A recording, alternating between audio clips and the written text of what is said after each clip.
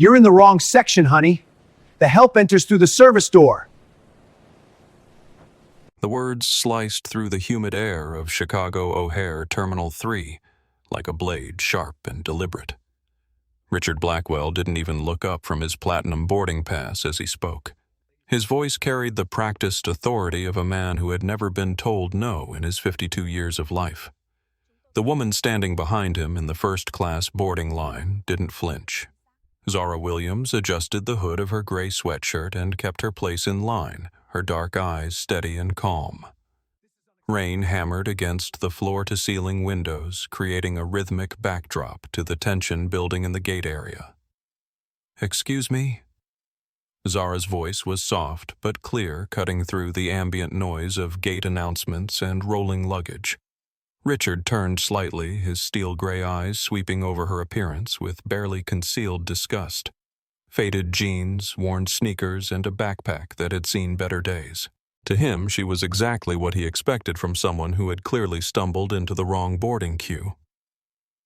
"First class is for paying customers," he said louder this time, ensuring the gate agent and nearby passengers could hear. "Economy boarding starts in 20 minutes.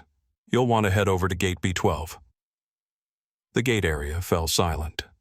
Conversation stopped mid-sentence. A businessman in a tailored suit lowered his Financial Times. A woman clutching designer luggage turned to stare. Even the gate agents paused their pre-boarding preparations to watch the unfolding drama. Zara Williams stood perfectly still, her breathing steady and controlled. She had been here before. Not in this exact terminal, not with this specific man, but in countless variations of the same scenario. The assumption that she didn't belong. The casual dismissal of her presence. The expectation that she would simply apologize and disappear. But tonight was different. Tonight she was tired. She had spent the last 72 hours in back-to-back negotiations in Silicon Valley, fighting for a contract that would revolutionize aviation safety worldwide. She had been questioned, challenged, and doubted by room after room of executives who looked exactly like Richard Blackwell. She had smiled through their condescension, answered their technical questions with precision, and proven her worth again and again. And she had won. SkyTech Dynamics had secured the largest aviation software contract in U.S. history. But the victory felt hollow as she stood in this boarding line once again defending her right to exist in a space she had not only paid for, but earned. "I'm in first class," Zara said calmly, holding up her boarding pass. The electronic display showed her name clearly. Williams Zara. Seat 1A. Richard barely glanced at the phone screen. "Anyone can fake those," he scoffed. "Security." He raised his voice, gesturing toward the TSA checkpoint. "We have someone trying to board with fraudulent documents." Before Zara could respond, the gate agent approached. Robert Davis was a 45-year-old man who had worked for Meridian Airlines for 12 years. He had seen everything, or so he thought. His name tag hung slightly crooked on his navy blue vest, and his expression carried the weariness of someone who had handled too many difficult passengers in too many long shifts. "Is there a problem here?" Robert asked, his eyes immediately focusing on Zara rather than Richard. "This woman is trying to board first class with what appears to be a fraudulent boarding pass," Richard said, straightening his designer tie. "I'm a Platinum Elite member. I've been flying with Meridian for 15 years. I know genuine documentation when I see it." Robert turned to Zara, his expression already skeptical. "Ma'am, may I see your boarding pass and identification?" Zara handed over her phone and driver's license without protest. Robert examined them carefully, taking far longer than necessary. He scanned the boarding pass 3 times, compared the license photo to her face repeatedly, and even held the license up to the light as if checking for watermarks. "This seems unusual," Robert muttered, though both documents were clearly legitimate. "When did you book this ticket?" 3 weeks ago, Zara replied evenly. "Through your website. Confirmation number M7X9K2. Robert typed the confirmation into his system, frowning at the screen. The reservation was valid, paid for with a platinum credit card, and showed no flags or irregularities. But something about the situation felt wrong to him. The woman in front of him, with her casual clothes and quiet demeanor, didn't match his mental image of their typical first-class passengers. There appears to be some kind of discrepancy, Robert said finally, though no discrepancy existed. I'm going to need to verify this with my supervisor. Richard smiled triumphantly. I thought so. You can always spot the real from the fake. As Robert walked away to make his call, Zara remained motionless in line. Behind her, other passengers shifted uncomfortably. Some whispered to their companions. Others pulled out their phones, sensing that something significant was happening. In seat 2B of the nearby departure lounge, Sofia Rodriguez looked up from her laptop. The 24-year-old social media influencer had been editing photos from her latest sponsored post when the commotion caught her attention. With 80,000 followers across her platforms, Sofia had developed an instinct for moments that mattered. This felt like one of them. She discreetly opened her phone's camera app and began recording. Back at the gate, Robert returned with his supervisor, a harried woman named Janet Morrison, who had been dealing with weather delays all evening. She examined Zara's documents with the same excessive scrutiny despite having no legitimate reason to doubt their authenticity. The reservation appears to be valid, Janet admitted reluctantly. But we've had issues with credit card fraud lately. Ma'am, can you provide additional verification? Perhaps the credit card used for the purchase. Zara reached into her wallet and produced a black American Express Centurion card. The weight and feel of the card were unmistakable, but Janet held it as if it might bite her. These can be counterfeited, Richard interjected, leaning over to examine the card. I've seen very sophisticated fakes. The magnetic strips are nearly perfect. Sir, please step back, Janet said, though her tone suggested she agreed with his assessment. She swiped the card through her reader. It processed immediately, showing a credit limit that made her eyes widen briefly. The card was real. The reservation was real. The boarding pass was real. But the woman holding them still didn't fit Janet's preconceptions. Well, Janet said slowly, everything appears to be in order. But given the unusual circumstances, I think it would be best if we upgraded you to our premium economy section instead. It has much more legroom and you'd be more comfortable there. I paid for first class? Zara said, her voice remaining level despite the growing absurdity of the situation. I would like to sit in first class. Richard laughed, a harsh sound that echoed across the gate area. Honey, even if that ticket is real, which I seriously doubt, first class isn't just about the seat. It's about the experience. It's about being around people who understand luxury, who appreciate fine things. You'd be out of place up there. I think I can handle sitting in a chair, Zara replied calmly. The comment drew a few quiet chuckles from nearby passengers, which only served to irritate Richard further. His face flushed red and his voice rose another octave. This is exactly what I'm talking about, he snapped. No respect for the institution of first-class travel, no understanding of proper etiquette. They let just anyone buy a ticket these days, and it ruins the entire experience for legitimate passengers. Sofia Rodriguez's recording finger trembled slightly as she captured Richard's words.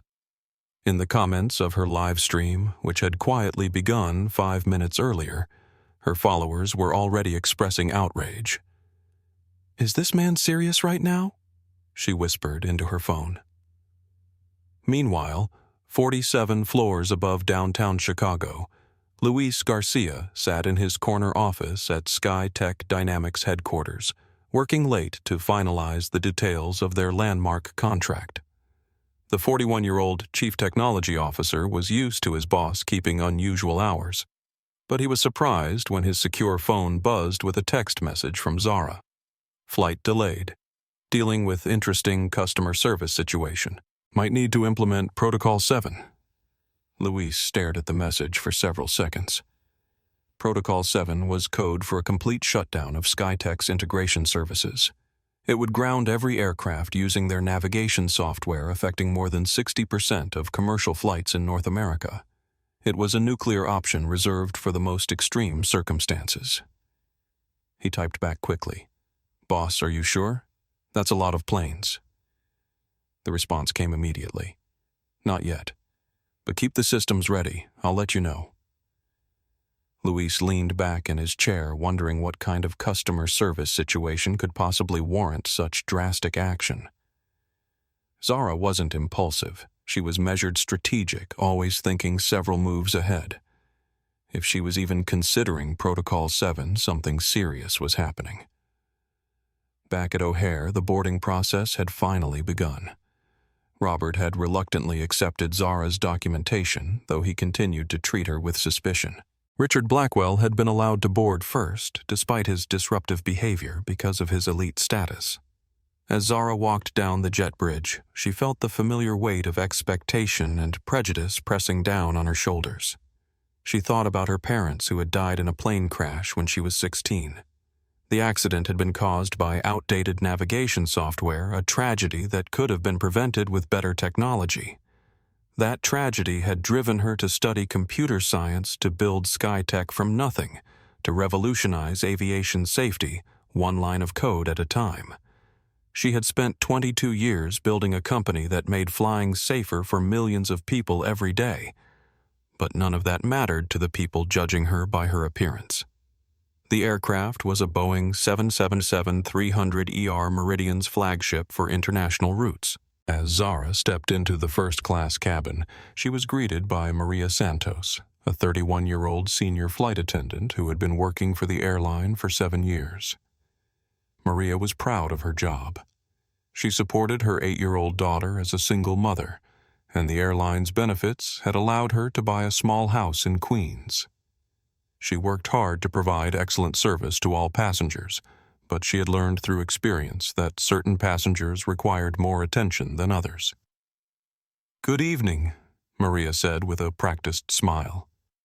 "Welcome aboard. Flight 847 to London Heathrow. May I see your boarding pass?" Zara held up her phone, showing the same boarding pass that had been scrutinized multiple times in the gate area.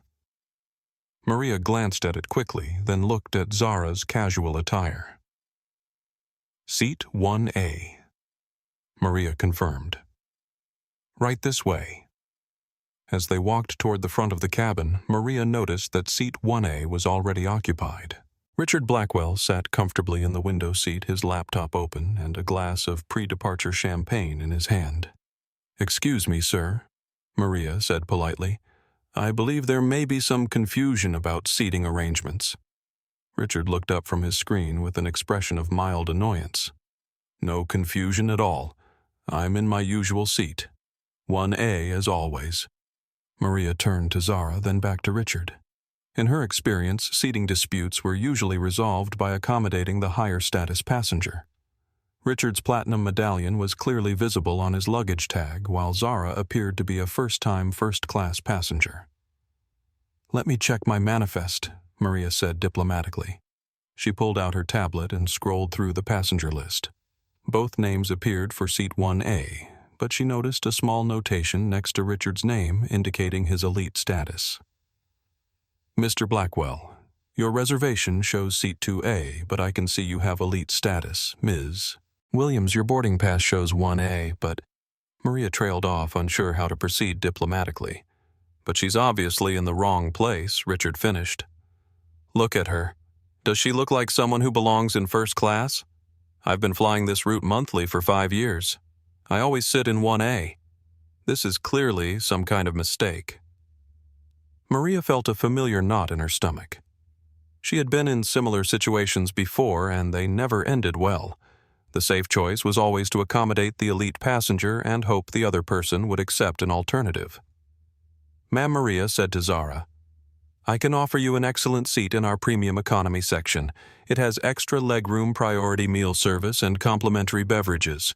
As compensation for the inconvenience, I can also provide a future travel voucher." "I paid for first class," Zara said simply. "I would like to sit in first class."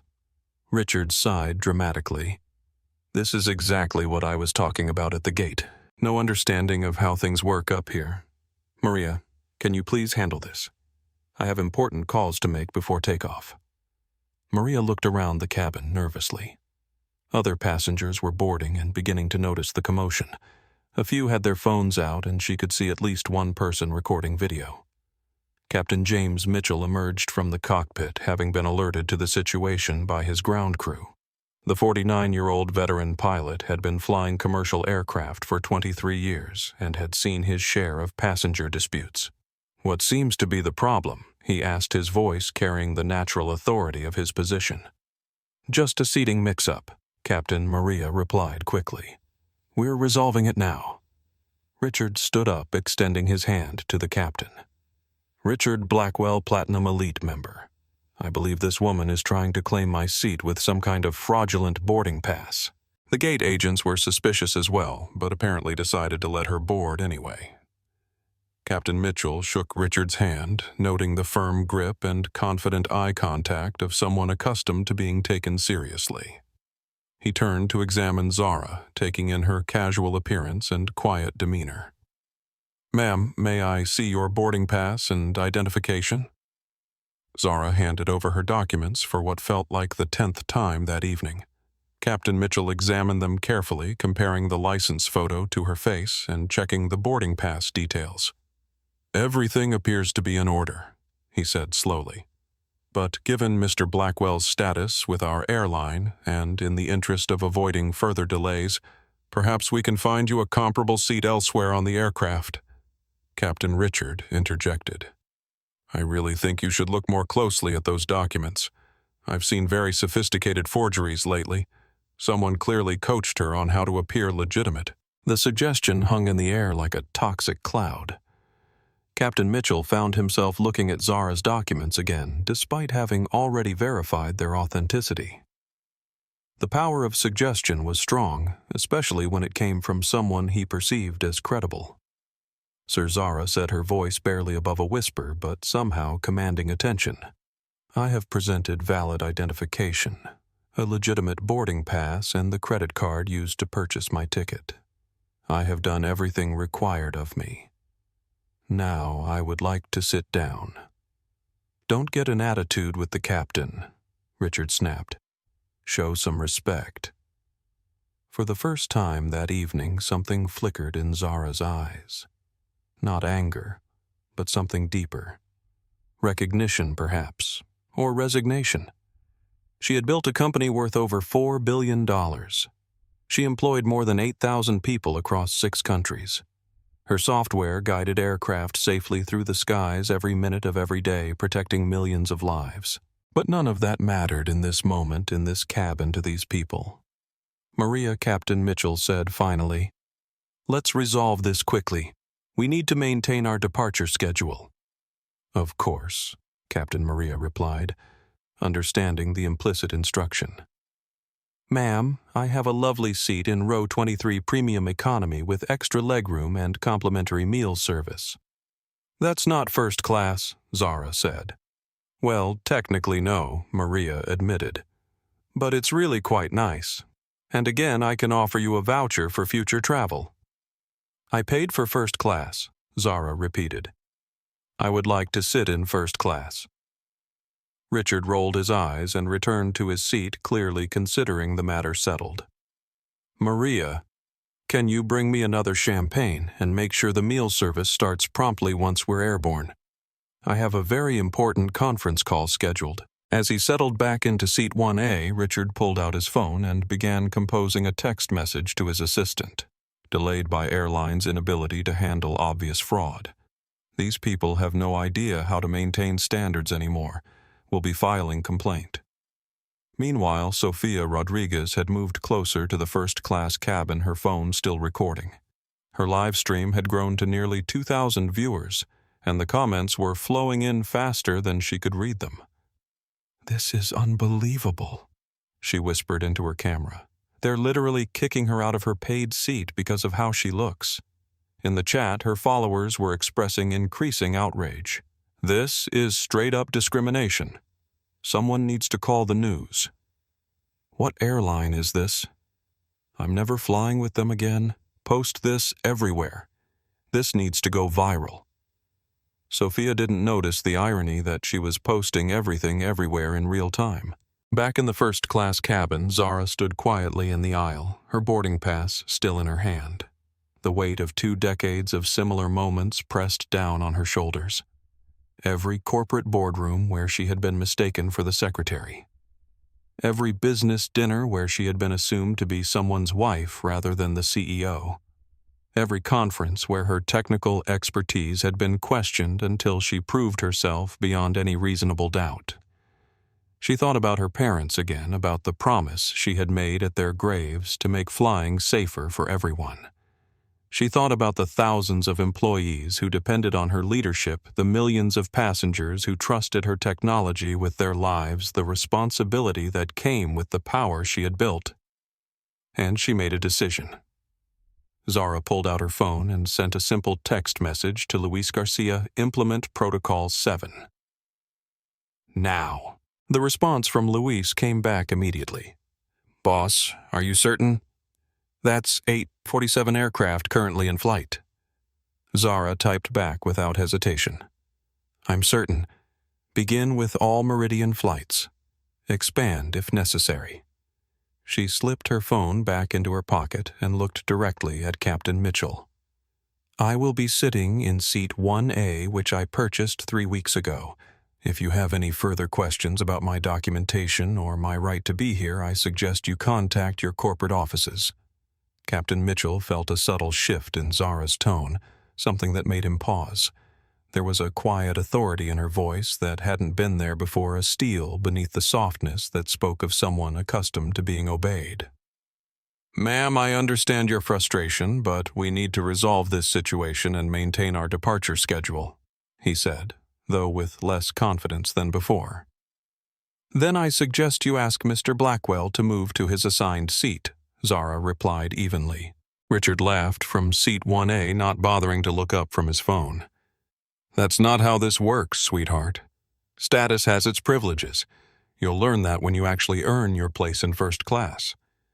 The comment was the final straw for Sofia Rodriguez, who had been silently recording from the galley area.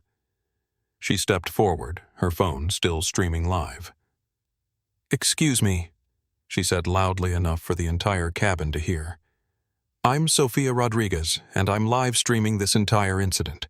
What I'm seeing here is absolutely unacceptable discrimination. Her sudden appearance caused a stir throughout the cabin. Passengers who had been pretending not to watch suddenly looked up from their phones and magazines.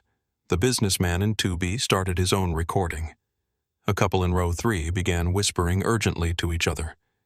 Ma'am, please return to your seat, Maria said, approaching Sophia with obvious anxiety. Recording is not permitted during boarding. Actually, recording in public spaces is completely legal, Sophia replied, her voice carrying the confidence of someone who knew her rights. And my 80,000 followers deserve to see how this airline treats its passengers. Richard finally looked up from his phone, noticing the commotion for the first time. What's all this about? This is about you stealing someone's seat and the crew helping you do it, Sophia said, pointing her camera directly at him. Richard's face flushed red. I beg your pardon. I have done nothing wrong. I am sitting in my assigned seat. Your boarding pass says 2A, Sophia replied, having overheard Maria's earlier comment about the manifest. This woman's boarding pass says 1A. The math isn't that complicated. Young lady, you need to mind your own business, Richard snapped, standing up from the disputed seat. This is a private matter between valued passengers and the airline. Discrimination is everyone's business. Sophia shot back her live stream comment section, exploding with support for her stance. Captain Mitchell realized the situation was spiraling out of control. What had started as a simple seating dispute was becoming a public relations nightmare with social media documentation that could be devastating for the airline's reputation. Everyone, please calm down, he said, raising his voice to address the entire cabin. We will resolve this matter quietly and professionally. There's nothing quiet about racism, Sophia replied, her phone still recording. And there's nothing professional about what I've witnessed here. Richard stepped into the aisle, his considerable height allowing him to loom over Sophia intimidatingly. Are you calling me a racist? Do you have any idea who I am? I manage over $2 billion in investments. I employ hundreds of people. I don't need to explain myself to some social media influencer.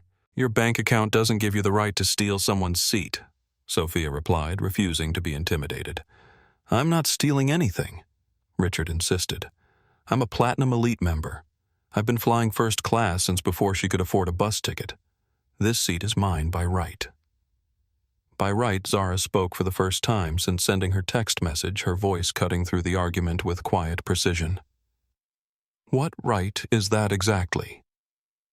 Richard turned to face her, his expression condescending. The right of merit. The right of someone who has earned their place through hard work and success. The right of someone who belongs here. And you determined that I haven't earned my place? How exactly, Zara asked, stepping closer. By looking at my clothes, by the color of my skin, by some assumption about my background or qualifications. I determined it by observation, Richard replied, his voice rising. By experience, by understanding that certain standards exist for a reason. The exchange was being captured not only by Sophia's live stream, but by multiple passengers throughout the cabin. The businessman in 2B had posted the video to his LinkedIn account. The couple in row 3 was sharing it on Facebook. A teenager in economy had uploaded clips to TikTok where they were already being shared and commented on. Maria Santos watched the scene unfold with growing panic. She had seen difficult passengers before, but nothing like this. The social media attention was exactly what the airline trained them to avoid.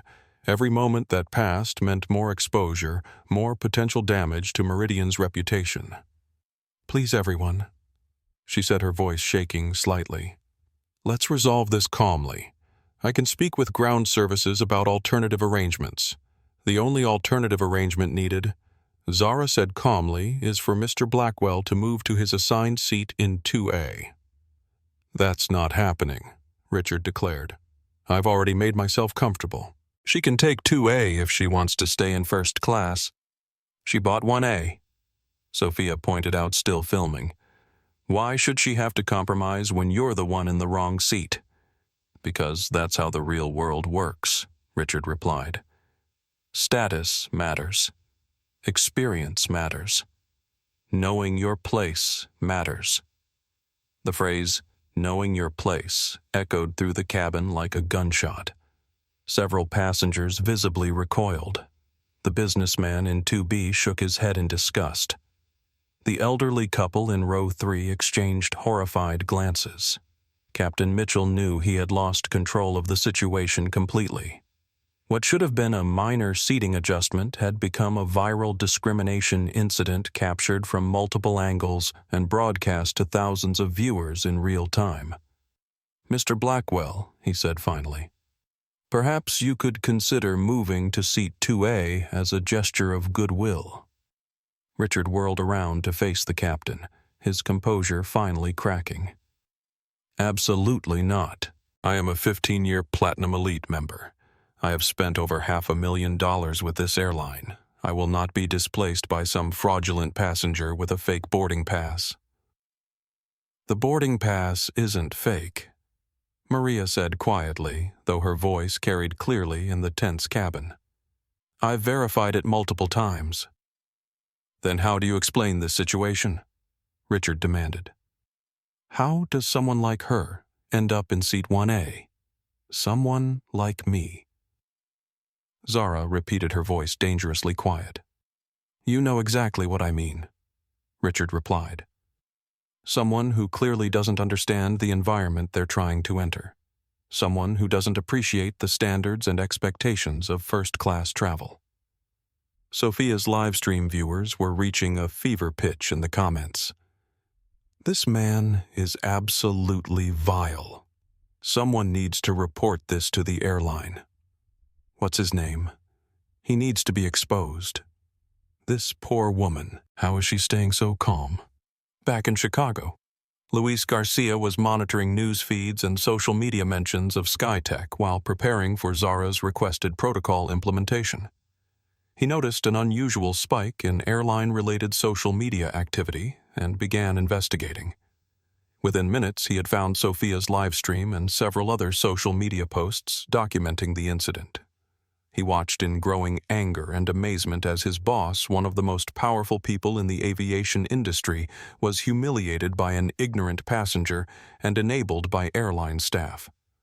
Luis immediately opened his secure communication system and began sending alerts to his team. Code 7 preparation, he typed. All hands on deck. This is not a drill. Back on the aircraft, the situation continued to deteriorate. More passengers had begun openly recording the confrontation, and several had started posting to their own social media accounts. The hashtag #Seatgate was beginning to trend on Twitter. Captain Mitchell made a decision that would haunt him for the rest of his career. Instead of enforcing the clear documentation that supported Zara's claim to seat 1A, he chose to side with the passenger he perceived as more valuable to the airline. "Ma'am," he said to Zara in the interest of maintaining our departure schedule and avoiding further disruption, "I'm going to have to ask you to accept alternative seating arrangements." "Alternative to the seat I purchased?" Zara asked. "We can offer you seat 2A, which is still first class, or an upgrade to premium economy with additional compensation." "I want seat 1A, Zara said simply. "That seat is occupied," Captain Mitchell replied, though he knew the occupation was illegitimate. "By someone who doesn't belong there," Sophia interjected, her camera still rolling. "Ma'am, I need you to stop recording and return to your seat," Captain Mitchell said, finally acknowledging Sophia's presence officially. "I'm not doing anything wrong," Sophia replied. "I'm documenting discrimination, which is my right as a passenger and a citizen." Richard stepped closer to Sophia, his intimidation tactics becoming more obvious. "You're interfering with airline operations. That's a federal offense." "No, what's a federal offense is discrimination based on race," Sophia shot back, "which is exactly what's happening here." Captain Mitchell felt the situation slipping further from his control with each passing moment. The aircraft was supposed to have departed 15 minutes earlier. Ground control was asking for updates. His crew was looking to him for leadership, and he was failing at all of it. "Security," he said into his radio. "I need assistance in the first-class cabin." The announcement that security was being called caused a new wave of anxiety throughout the aircraft.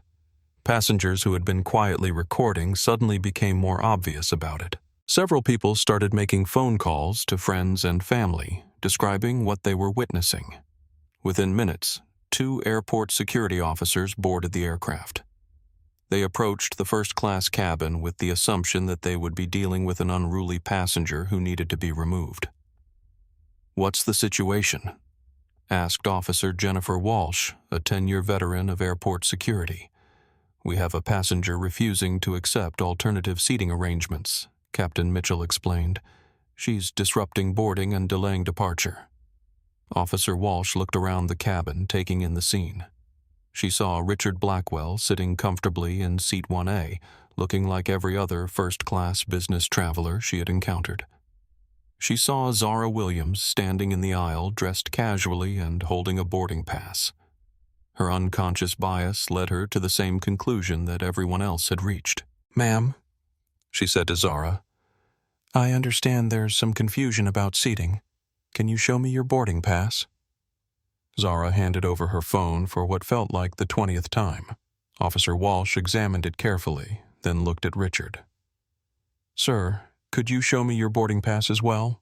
Richard produced his boarding pass, which clearly showed seat 2A. Officer Walsh frowned, comparing the two documents. "Mr. Blackwell, your pass shows 2A, but you're sitting in 1A. "There's obviously been a computer error," Richard replied smoothly. "I always sit in 1A. I'm a Platinum Elite member. The system knows to assign me my preferred seat automatically." Officer Walsh had no way to verify the technical aspects of Richard's claim, but his confident demeanor and elite status were persuasive. Meanwhile, Zara's casual appearance and quiet responses seemed suspicious to someone trained to identify potential troublemakers. "Ma'am," Officer Walsh said to Zara, given the confusion about seating assignments, "I think the best solution would be for you to accept alternative arrangements. The airline has offered you comparable seating, and we need to get this flight moving." "I paid for seat 1A, Zara replied. "I would like to sit in seat 1A. "Ma'am, you need to be reasonable here. Mr. Blackwell is clearly a valued customer, and the airline has made you a fair offer." Sofia Rodriguez, who had been filming the entire exchange, finally reached her breaking point. "This is insane," she shouted loud enough for the entire cabin to hear. "You're taking the word of someone sitting in the wrong seat over someone with documented proof of their reservation. This is textbook discrimination." Officer Walsh turned to address Sophia, her authority clearly challenged. "Ma'am, you need to stop interfering with our investigation." "What investigation?" Sophia demanded. "She has a boarding pass for 1A. He has a boarding pass for 2A. He's sitting in 1A. What exactly are you investigating?" The question hung in the air, unanswered, because Officer Walsh knew Sophia was right. The documentation was clear, the solution was obvious, but the passengers involved didn't match her expectations, and that was clouding her judgment. Meanwhile, Zara's phone buzzed with a text message from Luis Protocol 7, ready to implement. "All Meridian aircraft can be grounded within 60 seconds of your command." "Are you sure about this?" Zara looked around the cabin one more time. She saw the security officers who had already decided she was the problem. She saw the airline staff who had chosen to protect a disruptive passenger over an honest one. She saw the man in her seat smirking with the confidence of someone who knew the system would protect him. She typed back, "Implement now." At SkyTech headquarters, Luis Garcia's fingers flew across his keyboard, entering the commands that would change everything. Sofia Rodriguez's live stream had exploded beyond anything she had ever experienced.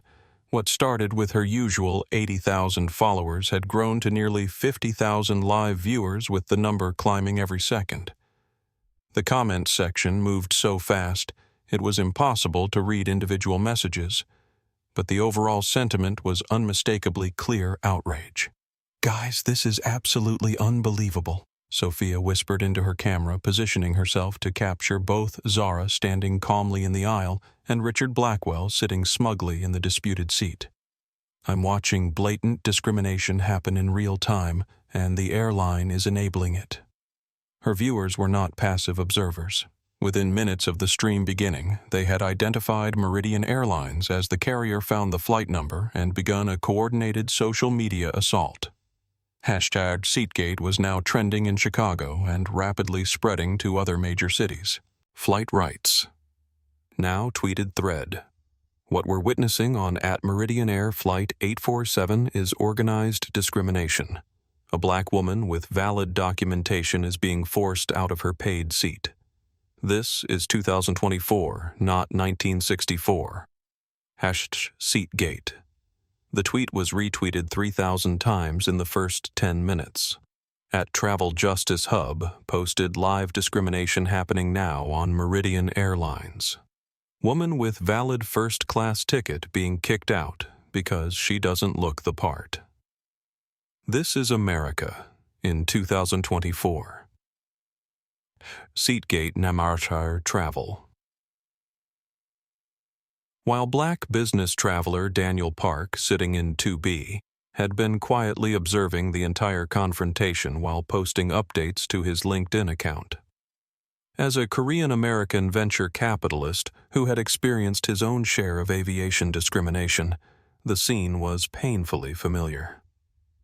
"I cannot stay silent while witnessing this injustice," he said, standing up and addressing the cabin.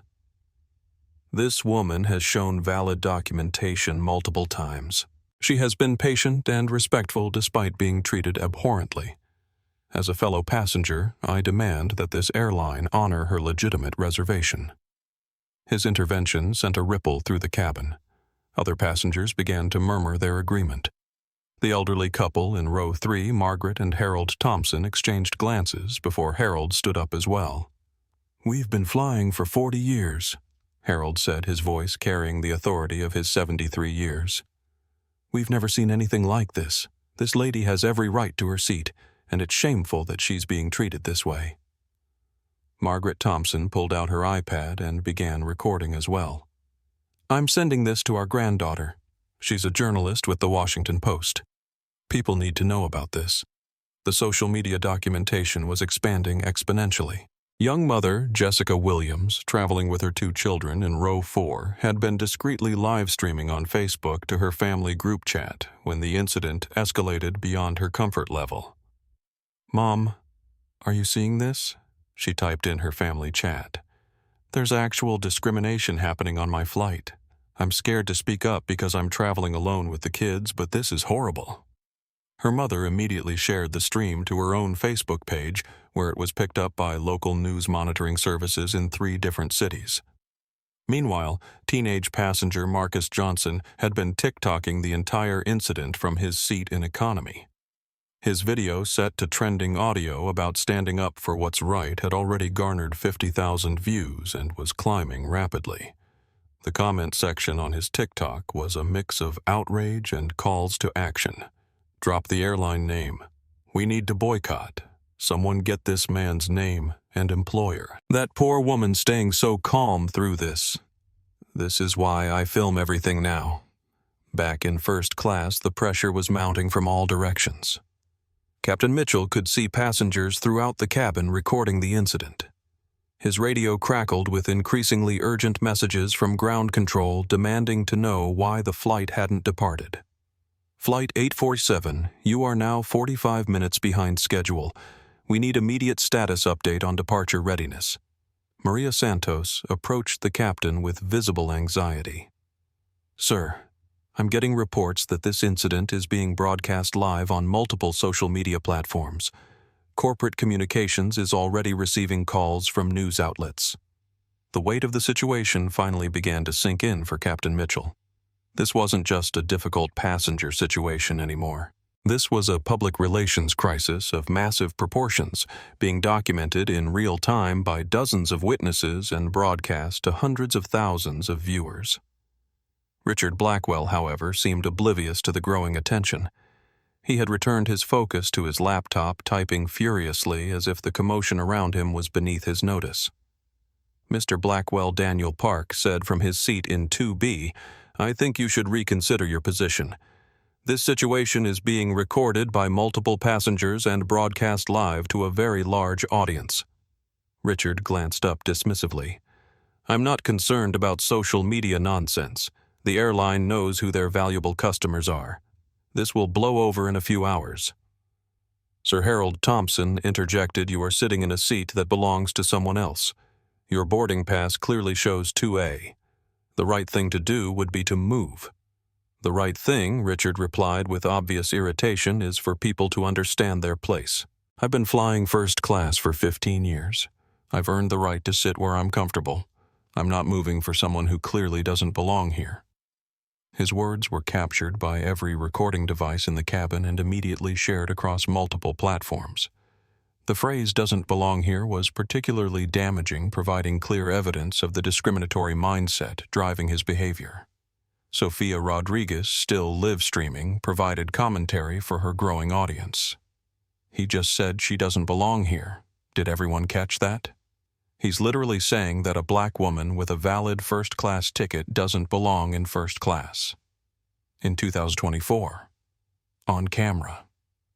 The response in her comment section was immediate and overwhelming. "Clip that. Clip that evidence. Someone screen record this entire thing. Send this to every news outlet. I'm never flying Meridian again." How is this man's employer not aware of this, unknown to the passengers on the aircraft? The social media storm was beginning to have real-world consequences. Meridian Airlines' corporate communications team was fielding calls from major news outlets, including CNN, ABC News, and the New York Times. Their Twitter account was being bombarded with thousands of angry tweets, and their stock price was beginning to fluctuate as investors took notice of the growing scandal. At SkyTech headquarters, Luis Garcia was monitoring multiple data streams simultaneously. His primary focus was preparing for Protocol 7 implementation, but he was also tracking the social media explosion surrounding his boss. Elena, he called to his deputy. I need you to monitor news feeds and social media mentions. Something big is happening and we need to be ready for anything. Elena Rodriguez, a sharp 29-year-old software engineer, immediately began pulling social media feeds onto the main display screens. Within minutes, the SkyTech Operations Center looked like a mission control room during a crisis. Luis, she said, her voice tight with concern. This is everywhere. Twitter, TikTok, Instagram, LinkedIn, Facebook. The hashtag #SeatGate is trending nationwide.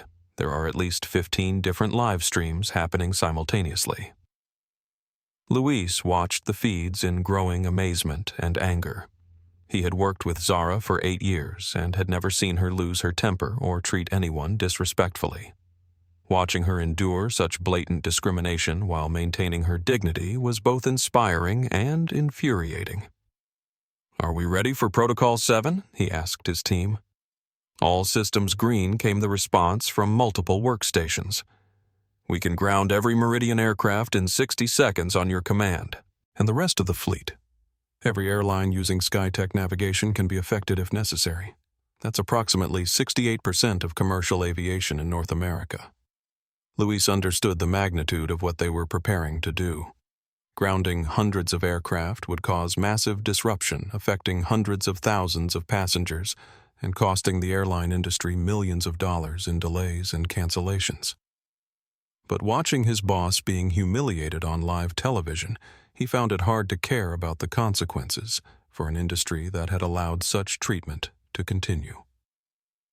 Back on the aircraft, Officer Walsh was growing increasingly uncomfortable with the situation.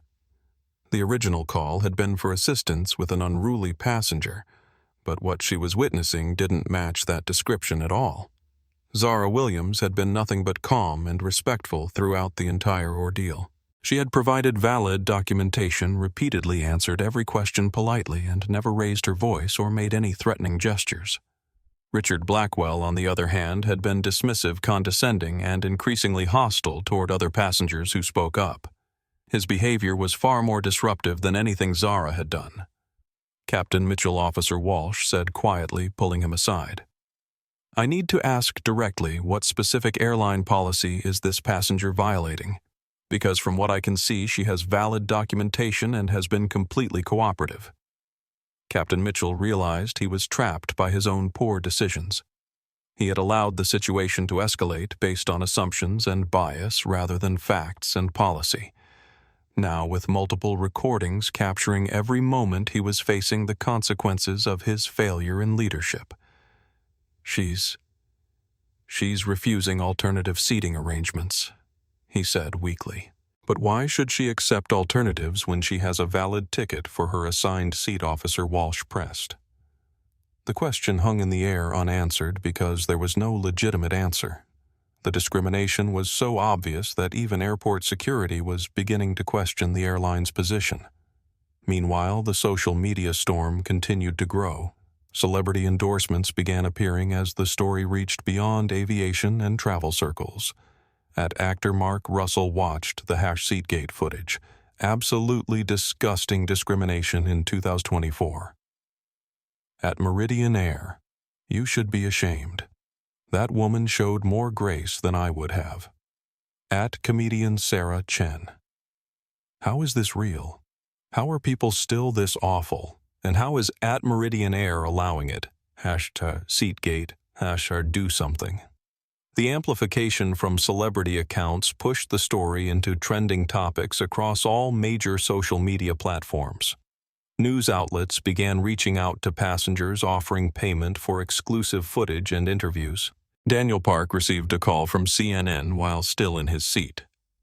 Mr. Park, This is Jenny Martinez from CNN. We understand you're witnessing a discrimination incident on Meridian Flight 847. Would you be willing to provide a statement? Margaret Thompson's granddaughter at the Washington Post was already drafting a story based on the footage her grandmother had sent. The headline read, "Viral video shows Black woman denied first-class seat, despite valid ticket on Meridian Airlines flight." The story was being written and fact-checked in real time, ready to publish the moment the incident concluded. As the media attention intensified, Zara Williams stood quietly in the aisle of the aircraft, still holding her boarding pass, still waiting for the seat she had purchased. She had become the center of a national conversation about discrimination, dignity, and corporate responsibility. But she was also something else that nobody in that cabin yet understood. She was the person with the power to ground every aircraft in the sky. Her phone buzzed with a final message from Luis Reddy, "When you are boss, just say the word." Zara looked around the cabin one more time, taking in the faces of the passengers, recording her humiliation. The airline staff who had failed to protect her rights, and the man sitting smugly in her seat. Then she typed a single word. Now. At 11:47 p.m. Eastern Time, every air traffic control center in North America received the same automated alert simultaneously. The message was brief. Clinical and devastating SkyTech navigation systems experiencing critical failure. All aircraft using SkyTech guidance must return to nearest airport immediately. This is not a drill. In the control tower at Chicago, O'Hare supervisor Janet Rodriguez stared at her screen in disbelief. "What the hell is happening?" she called out to her team. "I'm showing navigation failures on 67% of our traffic." Similar scenes were playing out in control towers from Seattle to Miami, from Toronto to Mexico City. Hundreds of aircraft suddenly found their navigation systems displaying warning messages, forcing immediate route changes and emergency landings. On Meridian Flight 847, the first indication of something unusual came from the flight deck. Captain Mitchell's radio crackled to life with an urgent message from ground control. "Flight 847, be advised, we're showing navigation system anomalies on multiple aircraft. Stand by for possible routing changes." Captain Mitchell exchanged glances with his first officer, David Kim. In 23 years of flying, he had never heard such a widespread system failure reported. Ground Control Flight 847. Can you clarify the nature of these anomalies? Flight 847, we're showing SkyTech navigation failures across the board. We need you to hold position and prepare for possible return to gate. The words SkyTech navigation failures hit Captain Mitchell like a physical blow. Every pilot in commercial aviation knew about SkyTech Dynamics. Their software guided more aircraft than any other single system in the world. A widespread SkyTech failure was the kind of catastrophic event that grounded entire fleets. In the first-class cabin, Richard Blackwell looked up from his laptop with irritation. "What's all this radio chatter about? Are we going to depart or not?" Before Captain Mitchell could respond, his phone began buzzing with urgent text messages. The first was from Meridian's Operations Center. "All flights hold at gate. Navigation system failures reported nationwide. Do not depart until further notice." The second message was from his own airline's chief pilot, Jim. "Are you seeing the news? SkyTech systems are down everywhere. This is bigger than 9/11 for aviation. Every airline is grounded." Captain Mitchell's hands began to shake as he read the messages. A nationwide aviation shutdown meant thousands of flights, hundreds of thousands of passengers, and millions of dollars in losses every hour. But how could SkyTech systems fail so completely and so suddenly? In the cabin, passengers were beginning to notice something was wrong. Business traveler Daniel Park, who had been monitoring aviation news on his phone, looked up with alarm. "Captain," he called out, "I'm seeing reports of widespread flight cancellations across the country. Something about navigation system failures?" The information rippled through the cabin like wildfire. Passengers pulled out their phones, checking news websites and airline apps. Within minutes, the scope of the situation became clear. Sofia Rodriguez, still live streaming, read the breaking news alert to her viewers. This is incredible, guys. Every major airline in the country is reporting system failures. Hundreds of flights are being grounded. This is unprecedented. But amid the growing panic and confusion, one passenger remained perfectly calm. Zara Williams stood in the aisle, still holding her boarding pass, watching the chaos unfold around her with an expression of quiet satisfaction. Her phone buzzed with a message from Luis Garcia Protocol 7, implemented successfully. All Meridian aircraft grounded, expanding to other carriers as requested. Media are reporting it as widespread system failure. Zara typed back, "Perfect. Maintain until I give the all clear." Captain Mitchell emerged from the cockpit, his face pale with stress. He had just received word that not only were all Meridian flights grounded, but every other airline using SkyTech navigation was experiencing the same failures. "Ladies and gentlemen," he announced to the cabin, "I need to inform you that we will not be departing this evening. We're experiencing widespread navigation system issues affecting multiple airlines. We'll need to return to the gate for deplaning." Richard Blackwell stood up angrily. "This is unacceptable. I have a critically important meeting in London tomorrow morning. What kind of incompetent operation are you running here, sir? This appears to be an industry-wide issue not specific to Meridian Airlines," Captain Mitchell replied, though his voice lacked conviction. "Industry-wide?" Richard scoffed. "That's impossible. These systems are designed with multiple redundancies. You don't have simultaneous failures across multiple carriers unless someone is grossly incompetent." His words carried throughout the cabin, captured by the multiple recording devices still documenting the ongoing drama. But something in his confident assertion about aviation systems caught Zara's attention. She spoke for the first time since the navigation alerts began, her voice cutting through the noise with quiet authority. "You're absolutely right, Mr. Blackwell. These systems are designed with multiple redundancies. Simultaneous failures across multiple carriers would indeed require either gross incompetence or deliberate action." Richard turned to look at her, surprised that she had spoken. "Exactly. Someone needs to be held accountable for this disaster." "Someone will be," Zara replied, and something in her tone made several passengers look up from their phones. Captain Mitchell was coordinating with ground control when his radio crackled with an unexpected message. "Flight 847, be advised we're receiving reports that the navigation failures may be related to SkyTech Dynamics. Their corporate offices are not responding to our calls for technical support." The mention of SkyTech Dynamics caused a stir throughout the cabin. Several passengers began searching for information about the company on their phones. Daniel Park, with his background in venture capital, was among the first to find relevant information. SkyTech Dynamics. He read aloud from his phone, is a private aviation software company founded in 2002. They provide navigation and safety systems to more than 60% of commercial aircraft in North America. He continued reading. "The company was founded by..." His voice trailed off as he read the next line.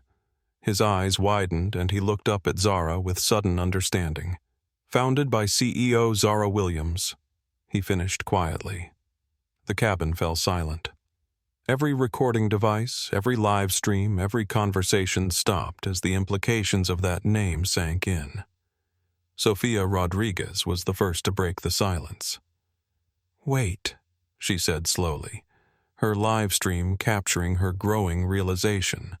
"Zara Williams. The woman who's been standing here for the past hour. You're the CEO of SkyTech." Zara met her gaze calmly. "I am." Richard Blackwell's face went through several color changes as the reality hit him. The woman he had dismissed, insulted, and tried to humiliate was not only a legitimate first-class passenger, but the CEO of the company that controlled the navigation systems for most of the aircraft in the sky, including the one he was sitting on. That's impossible," he stammered. "You're dressed like... You look like someone who doesn't belong in first class." Zara finished for him. like someone who couldn't afford a bus ticket, like someone who doesn't understand the value of $1. The phrases Richard had used earlier were now being thrown back at him, recorded by multiple devices and broadcast to hundreds of thousands of viewers who were beginning to understand the delicious irony of the situation. Captain Mitchell felt the blood drain from his face as he realized the magnitude of his mistake. He had not only failed to support a paying passenger's rights, but had actively participated in discriminating against one of the most powerful people in the aviation industry. "Ms. Williams," he said, his voice barely above a whisper. I had no idea." "No," Zara replied calmly. "You had no idea who I was. But that shouldn't have mattered. Every passenger deserves to be treated with dignity and respect regardless of their appearance or perceived social status." Maria Santos, who had been standing frozen in the galley, finally found her voice. "Ma'am, I am so incredibly sorry. I made assumptions. I followed the wrong protocol. You assumed that someone who looks like me couldn't possibly belong in first class," Zara said, not unkindly, but with absolute clarity. "You assumed that someone with elite status was automatically more credible than someone with valid documentation. You chose to protect what you perceived as a valuable customer rather than doing your job correctly." The words hung in the air like an indictment captured by every recording device and transmitted live to a growing global audience that now understood they were witnessing something far more significant than a seating dispute. Luis Garcia's voice came through Zara's phone speaker loud enough for nearby passengers to hear. "Boss, you're trending worldwide. #Seatgate has over 2 million mentions. CNN is calling it the largest aviation disruption in history. Should we maintain the shutdown?" The confirmation that the nationwide aviation crisis was directly connected to the woman standing in the aisle sent shockwaves through the cabin. Passengers began whispering urgently to each other, sharing what they had just learned with viewers of their own social media streams. Richard Blackwell seemed to collapse into himself as the full scope of his error became clear. He had not only humiliated one of the most powerful executives in the aviation industry, but had done so on camera in front of witnesses and during a live broadcast to hundreds of thousands of viewers. I didn't know," he said weakly. "If I had known who you were, if you had known who I was," what Zara asked pointedly, "you would have treated me with respect. You would have honored my reservation. You would have acknowledged my right to occupy the seat I purchased."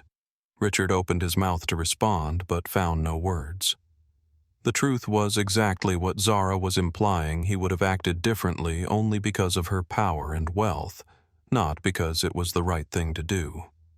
"The problem with your worldview, Mr. Blackwell," Zara continued, "is that you believe respect is something that must be earned through status or wealth.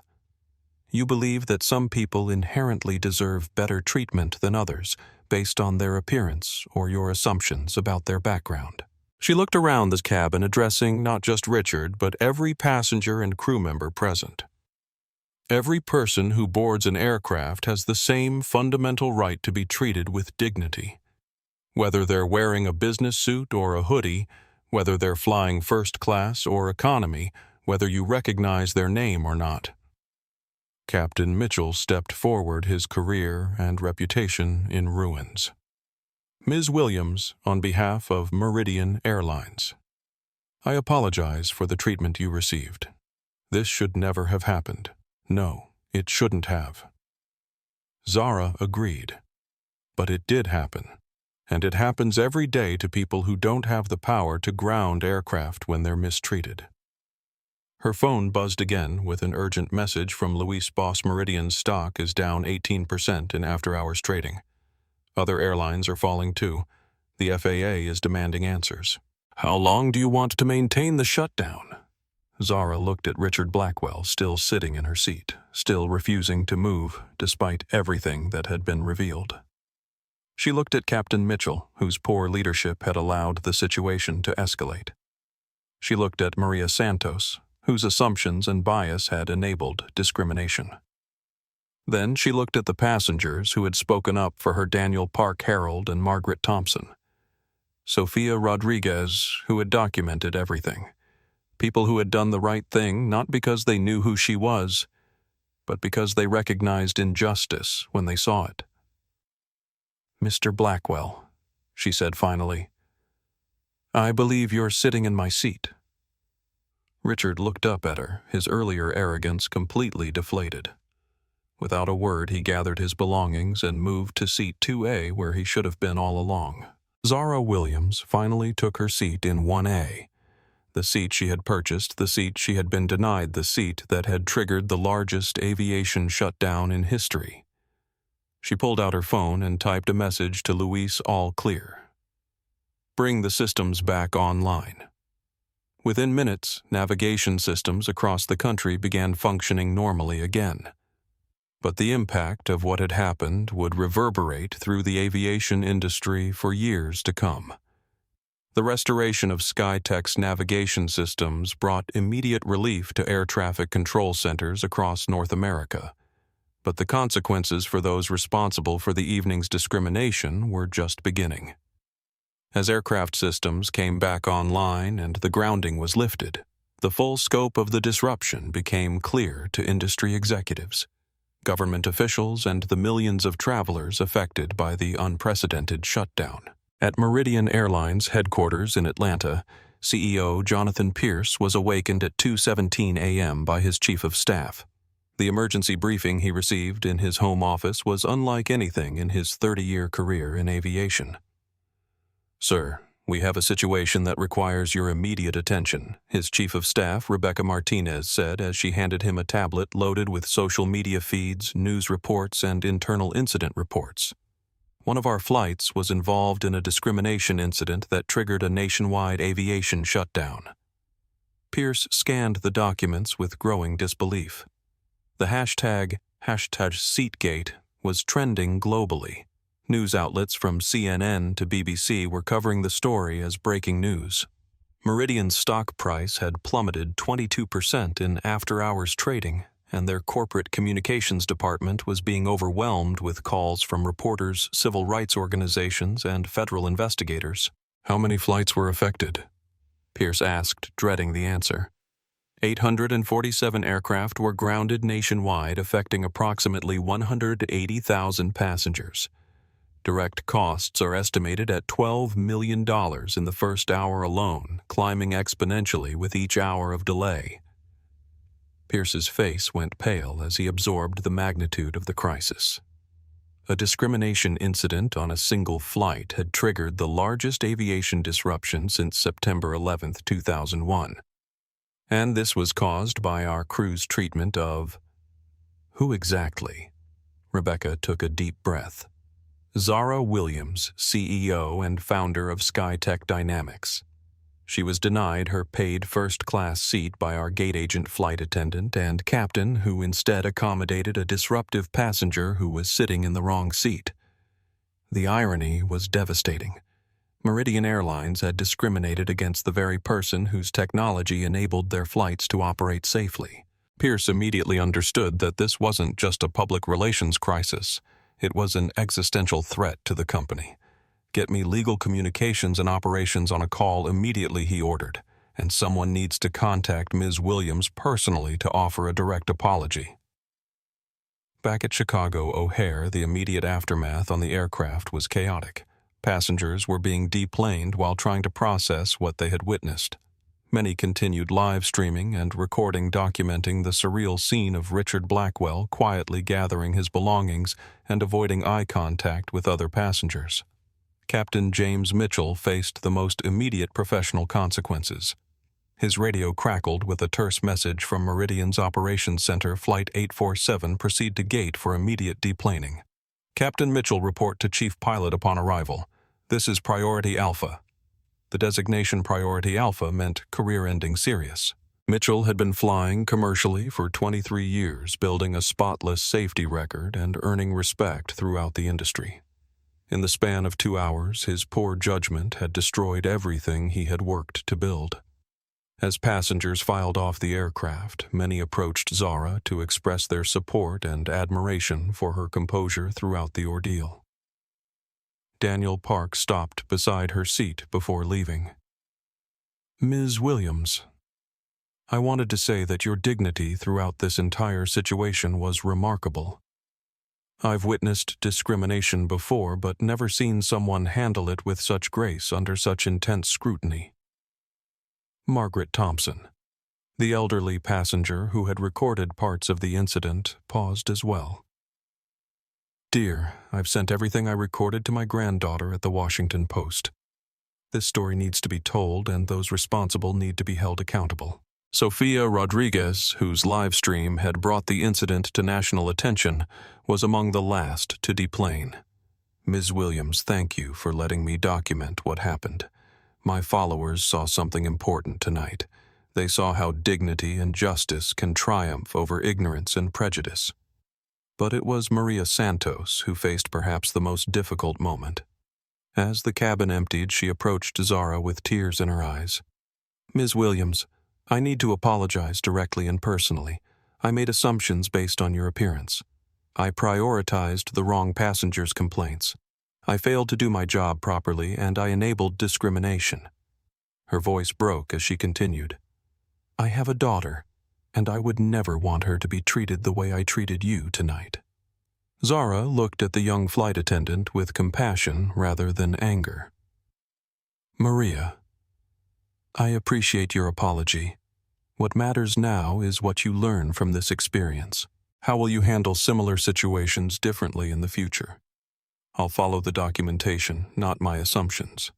I'll treat every passenger with equal respect regardless of their appearance, and I'll speak up when I see discrimination, even if it's uncomfortable."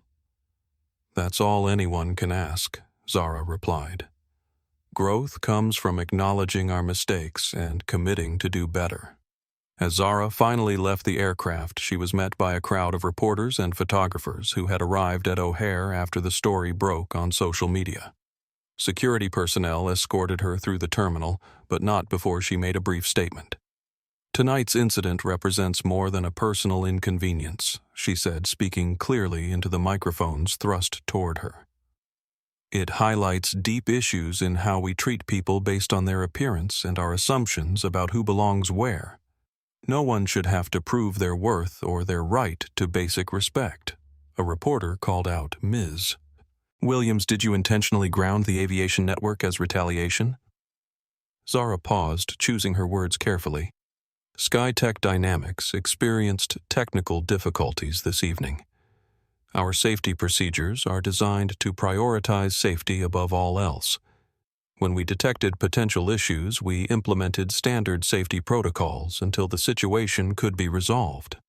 The carefully worded response provided no legal ammunition for critics while making it clear that the grounding had been deliberate and justified.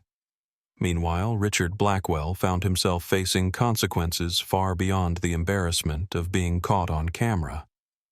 As he waited for his luggage at baggage claim, his phone rang with a call from his business partner at Blackwell Capital Management. "Richard, what the hell is happening? Your face is all over Twitter associated with some kind of discrimination scandal. Our biggest client just called threatening to pull their account." Richard tried to explain the situation, but found no words that could justify his behavior or minimize the damage to his reputation and business.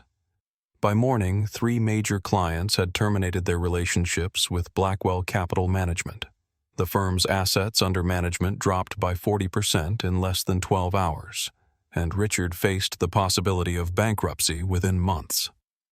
At SkyTech headquarters, Luis Garcia was coordinating with a team of lawyers, public relations specialists, and government liaisons to manage the fallout from Protocol 7. While the technical implementation had been flawless, the legal and political implications were complex. The FAA is demanding a full investigation, reported Elena Rodriguez Luis's deputy.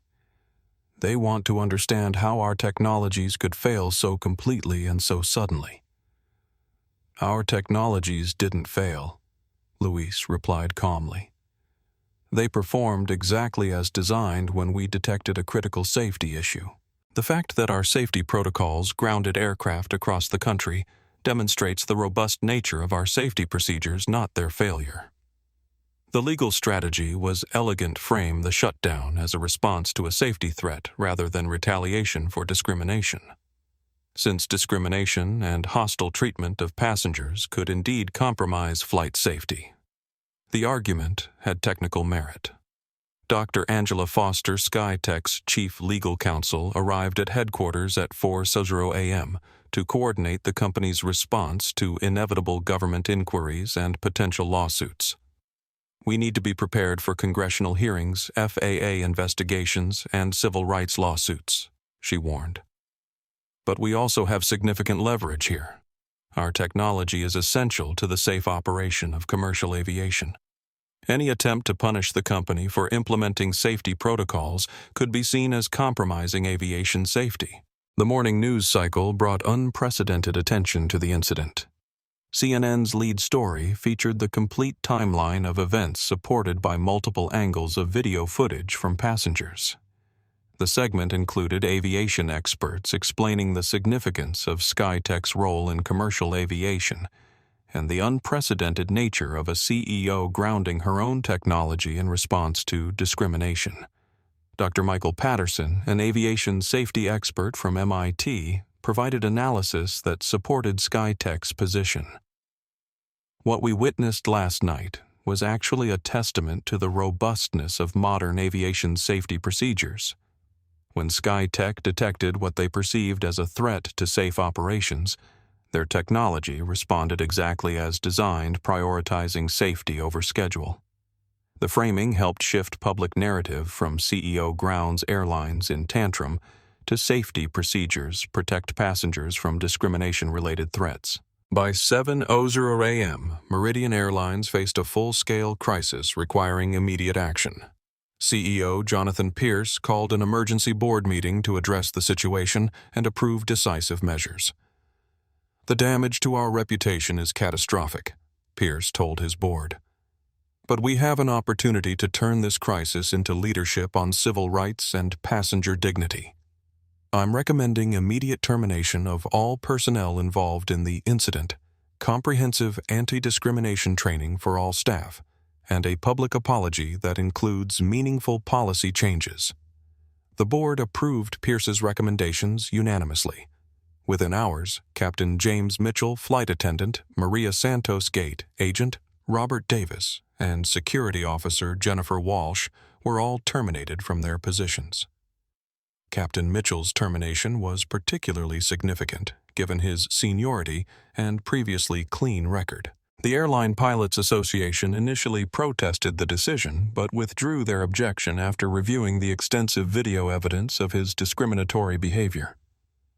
Maria Santos faced the loss of her job as a single mother, but also received an unexpected opportunity. SkyTech Dynamics, impressed by her sincere apology and commitment to change, offered her a position in their customer service training program at a higher salary than her airline position. Ms. Williams believed in giving people second chances, Luis Garcia explained when extending the offer, but only to those who demonstrate genuine understanding of their mistakes and commitment to growth. The offer generated positive media coverage for SkyTech while providing Maria with an opportunity to rebuild her career around the principles she had learned from her mistake. Richard Blackwell, however, faced consequences far beyond career disruption. The Anti-Defamation League announced they were monitoring his case as an example of how racism and discrimination in public accommodations could be documented and prosecuted in the social media age. "Mr. Blackwell's behavior represents textbook discrimination," said ADL Regional Director Sarah Cohen. "The video evidence is irrefutable, and the platform provided by social media means that such behavior can no longer hide in the shadows." Several civil rights organizations announced plans to use Blackwell's case as an educational example in their anti-discrimination training programs, ensuring that his behavior would be remembered and studied for years to come. The stock market response to the crisis was severe, but ultimately revealing about corporate accountability in the social media age. Meridian Airlines' stock price fell 31%, before beginning to recover as the company announced comprehensive policy changes and leadership accountability measures. Other airlines proactively announced their own anti-discrimination training programs and passenger rights initiatives hoping to avoid similar crises. The incident had effectively forced an industry-wide examination of how passengers were treated based on their appearance and perceived social status. By evening, less than 24 hours after the initial incident, the transformation was remarkable. A single act of discrimination had triggered the largest aviation shutdown in history, ended multiple careers, forced industry-wide policy changes, and created a new standard for corporate accountability in the age of social media documentation. Zara Williams had demonstrated that quiet dignity and strategic power could achieve more than loud protests or angry confrontations. She had turned a moment of humiliation into a catalyst for broad change, proving that justice could be served not through revenge, but through the careful application of legitimate authority in service of universal principles. 6 months after the SkyTech incident, as it came to be known in aviation industry circles, the ripple effects continued to reshape how airlines approached customer service, employee training, and corporate accountability. The changes went far beyond policy updates and training sessions. They represented a fundamental shift in how the industry understood its relationship with passengers and the broader public. The Federal Aviation Administration's comprehensive investigation into the incident resulted in new federal guidelines for airline passenger treatment that became known as the Dignity Standards. These regulations, directly inspired by Zara Williams' experience, mandated specific protocols for handling seating disputes, required documentation of all passenger interactions involving discrimination complaints, and established independent oversight mechanisms for civil rights compliance. Administrator Patricia Reynolds announced the new standards at a press conference that drew national attention. The events of that November evening demonstrated how discrimination not only harms individual passengers, but can threaten the safety and efficiency of our entire aviation network. We cannot allow prejudice and bias to compromise the integrity of commercial flight operations. The dignity standards included several revolutionary provisions. Airlines were now required to maintain detailed logs of passenger complaints with quarterly reports submitted to federal oversight committees. Any airline employee involved in a discrimination incident faced mandatory additional training and probationary status. Most significantly, airlines that demonstrated patterns of discriminatory behavior faced suspension of their operating licenses. Meridian Airlines became the first carrier to fully implement the new standards, transforming their crisis into industry leadership. CEO Jonathan Pierce hired Dr. Elena Vasquez, a former civil rights attorney, as Chief Passenger Advocacy Officer, creating an entirely new executive position focused on ensuring equal treatment for all travelers. We learned that treating passengers with dignity isn't just morally right. It's essential for business success in the modern era, Pierce explained to the Senate Transportation Committee during hearings on the new regulations. The cost of discrimination extends far beyond legal liability. It threatens the fundamental trust that makes commercial aviation possible. The committee hearings featured testimony from multiple passengers who had experienced similar discrimination, but lacked Zara's power to demand accountability. Their stories revealed that the November incident was not isolated, but representative of broader issues within the industry. James Washington, a black professor from Howard University, testified about being removed from first class, despite holding a valid ticket, with airline staff claiming his seat had been upgraded to someone more suitable. Maria Gonzalez, a Hispanic software engineer, described being questioned extensively about her ability to afford business-class tickets on multiple occasions. The pattern of testimony convinced lawmakers that comprehensive reform was necessary. Senator Patricia Kim, chair of the Aviation Subcommittee, noted, "What Ms. Williams experienced was remarkable, not because it was unique, but because she had the power to demand justice." How many other passengers have suffered similar treatment without recourse? The Williams Foundation for Aviation Equity, established by Zara with $50 million of her personal wealth, became a driving force for continued reform. The Foundation provided legal support for passengers experiencing discrimination, funded research into bias in transportation, and created scholarship programs for underrepresented groups pursuing careers in aviation. Dr. Michael Roberts, the Foundation's first executive director, explained their mission. We're not just addressing individual incidents of discrimination. We're working to understand and eliminate the structural factors that make such discrimination possible and common. The Foundation's research division produced groundbreaking studies on passenger treatment disparities. Their analysis of airline complaint data revealed that passengers with traditionally Black or Hispanic names were 340% more likely to experience seating disputes, baggage delays, and customer service problems than those with traditionally white names.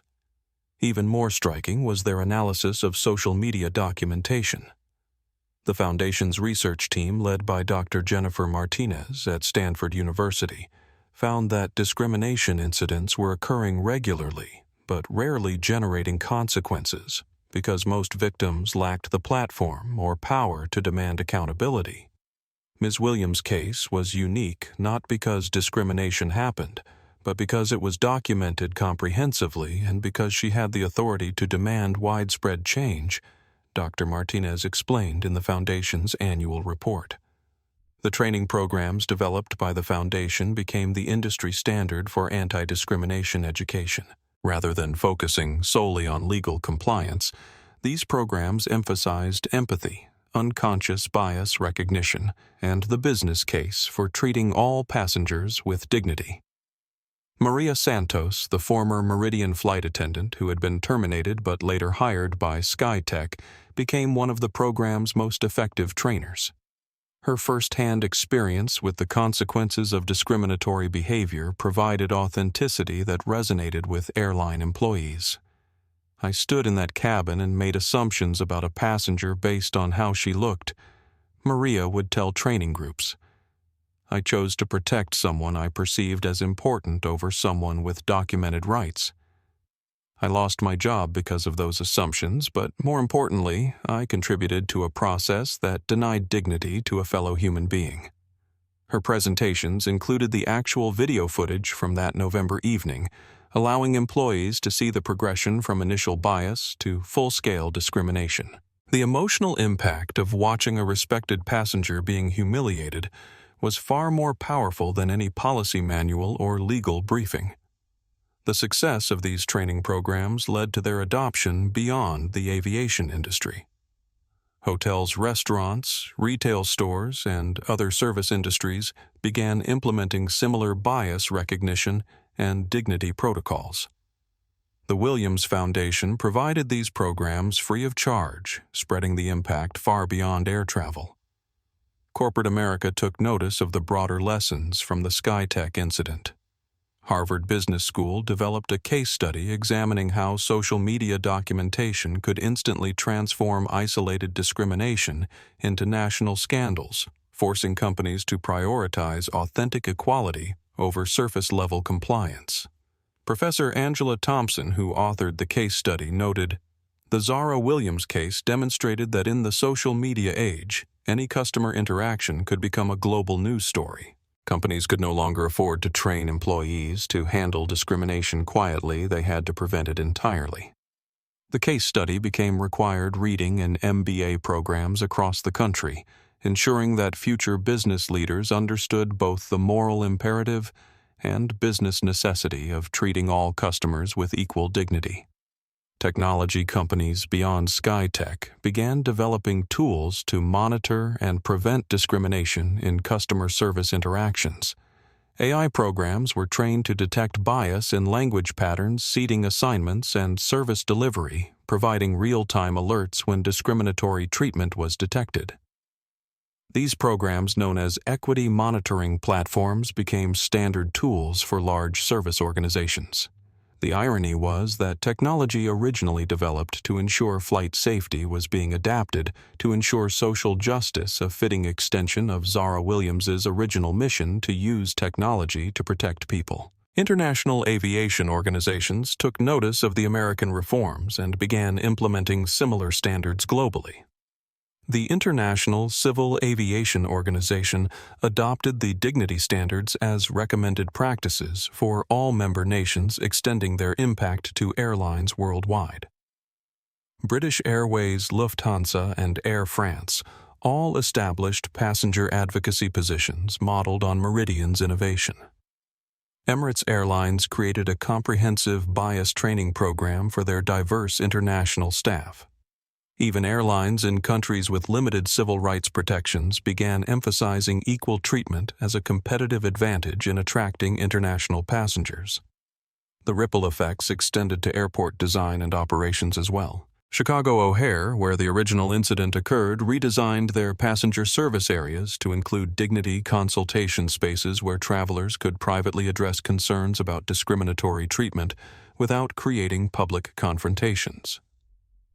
These spaces, staffed by trained civil rights advocates, provided immediate intervention for potential discrimination incidents before they could escalate. The concept was quickly adopted by other major airports, creating a new standard for passenger protection. The legal landscape surrounding transportation discrimination was also transformed. The Williams case, as legal scholars came to call it, established new precedents for corporate accountability when discrimination was documented on social media platforms. Law schools began teaching courses on digital civil rights, examining how traditional anti-discrimination law applied in an era of live-streaming viral videos and global social media attention. The Williams case featured prominently in these courses as an example of how individual dignity could catalyze broad social change. Perhaps most importantly, the incident demonstrated that lasting change required more than policy updates or training programs. It required a fundamental shift in organizational culture. Companies that treated the new standards as compliance checkboxes continued to experience discrimination incidents. Those that embraced the standards as opportunities to build more inclusive and respectful environments saw genuine transformation. Zara Williams herself became a reluctant but powerful advocate for this cultural approach. In speeches to corporate leaders, she emphasized that preventing discrimination required more than rules. It required leadership commitment to treating dignity as a core business value. You cannot train people to respect others if your organization's culture doesn't demonstrate that respect is valued and rewarded, she would tell audiences. Change begins with leadership and flows through every level of an organization. The annual Dignity in Service Awards, established by the Williams Foundation, recognized organizations that demonstrated exceptional commitment to equal treatment across all customer interactions. Winners shared not just their policies, but their cultural transformation stories, providing models for other organizations to follow. As the first anniversary of the SkyTech incident approached aviation industry, leaders gathered for a conference examining the changes that had emerged from that November evening. The consensus was that while significant progress had been made, the work of ensuring dignity for all passengers was far from complete. The conference concluded with a commitment to continue monitoring progress, expanding successful programs, and maintaining pressure for continued improvement. The transformation sparked by one woman's quiet dignity in the face of discrimination had become a movement that would continue long after the initial incident faded from headlines. 1 year and 3 days after the incident that changed everything, Zara Williams found herself boarding another Meridian Airlines flight from Chicago O'Hare to London Heathrow. Same route, same departure gate, same destination, but everything else had transformed beyond recognition. As she approached the boarding area, she noticed the changes immediately. The dignity standards were visible everywhere: prominent passenger rights displays, bias reporting mechanisms, and staff wearing pins indicating their completion of comprehensive equality training. The transformation was not merely cosmetic. It represented a fundamental shift in how the airline approached every passenger interaction. "Good evening, Ms. Williams," said the gate agent, whose name tag read, Jennifer Martinez, Passenger Advocacy Specialist, the new position created in the wake of the SkyTech incident. ensured that every flight had a trained professional specifically responsible for preventing discrimination. "Thank you for flying with us tonight. We're honored to have you aboard." The greeting was respectful but not obsequious, professional but genuinely warm. Zara appreciated that she was being acknowledged for who she was, while understanding that the same courtesy would be extended to every passenger, regardless of their appearance status or background. As she walked down the jet bridge, Zara reflected on the year that had passed.